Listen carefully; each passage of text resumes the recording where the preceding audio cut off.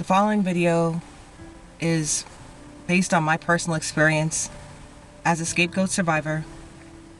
And yes, I prayed before I did this video, so I asked God to give me the words to speak. I hope that you are blessed by what I share in this video. Thanks for being here. They set you up for failure, scapegoat. Today's video is from a Christian perspective, but I'm talking about scapegoat survivor, and I'm going to interchange that word with the broken one.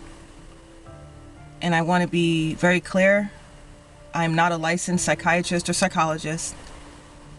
This is just from my own life experience and the fact that I pray and I ask God for wisdom before I do any video, especially talking about topics like this. The broken one was broken by a person that they revered, loved, and wanted nothing but their approval. The broken one is targeted many times in a dysfunctional family because of the qualities that this child had and possibly still have. Empathy, concern for others, a ingrained joy about life that comes from God. That's why so many chosen ones and called of God are targeted by a narcissist or a demon-possessed person. And basically a sensitive child, a child that is very aware and attuned to their environment and the feelings of others. An emotionally intelligent child, gifted in some way. So this broken one is labeled the scapegoat. And many people talk about when the scapegoat goes out into the world, and they're referring to whether they run away as a teenager or they leave home in their 20s or 30s. Some never leave home because they're so broken. But the broken one, and this is what I want to talk to you about. When you enter into the world, based on my experience, it is not when you leave home.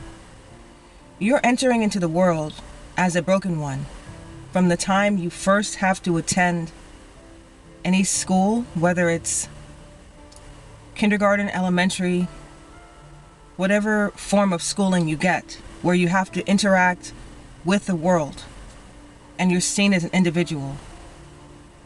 People call you by your name and you're not represented by your parents. So from a very early age, the broken one enters into the world and they quickly see that they don't measure up at home, and in many ways that reflects itself back into their public life. Many broken ones could be popular if they were not looking forward to getting home, to being in a situation where they were going to be mistreated. So where they may have a more extroverted nature, the reality of their home life really affects them, and the way they interact with people, the way that they see the world is affected by the way they're raised. And that's why I want to make this video today, because as a scapegoat survivor, and thank God I am nearly 50 years old, I'm still healing. And the reason I'm healing, partly because there's a few things. I've just started to face the reality of the dysfunction and the position I played as a scapegoat or the least favored or broken one less than a decade ago. So less than 10 years ago, I started really looking into this. So the majority of my life, I played the game or I was just trying to avoid the reality that I was a broken person. So all those years of being broken, I was attracting and being attracted to toxic friends, toxic situations, and toxic relationships.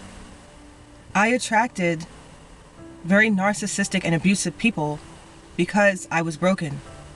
I had self-destructive tendencies, and I did things that did not suit my best interest long term because I was broken.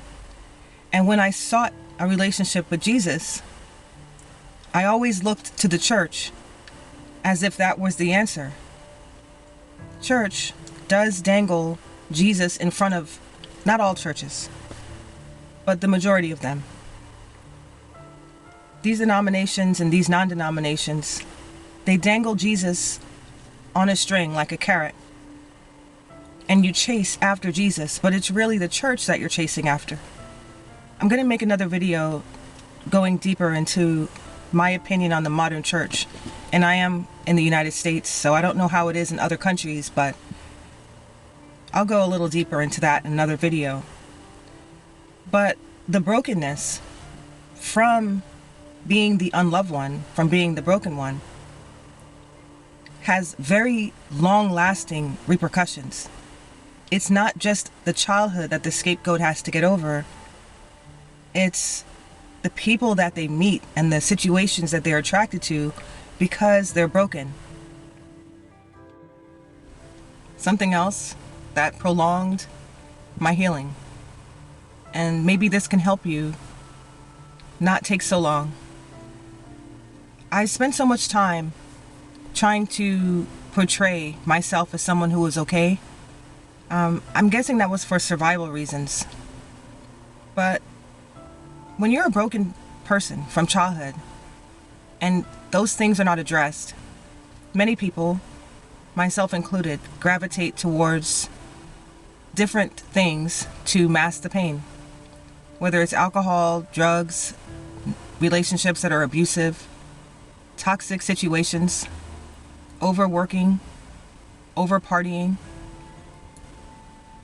It's a destructive life, and many times, like I said in many videos in the past, when you're broken, there are so many predators out here that prey on the broken people. If a person has a low self-esteem or a low self-worth, or a desire to place others higher on a pedestal than they place themselves, so a person is way up here and the broken person is down here, you're going to attract a lot of narcissists and abusers in that way of thinking. And yes, the Lord Jesus is the way and the solution to the healing. But running to church to try to find Jesus and pedestalizing, putting the church up on a pedestal, rather than just really focusing on your personal relationship with Jesus Christ, that's also another problem.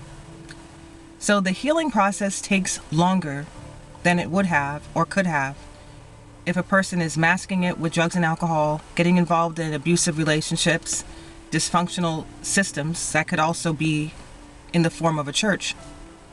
Because based on my experience, and I'm talking to you from the U.S., United States, the current church is not the church that God intended.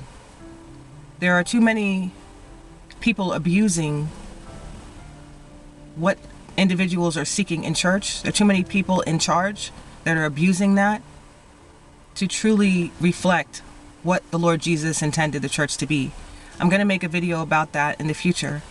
But for now, I'm going to say that your healing takes time.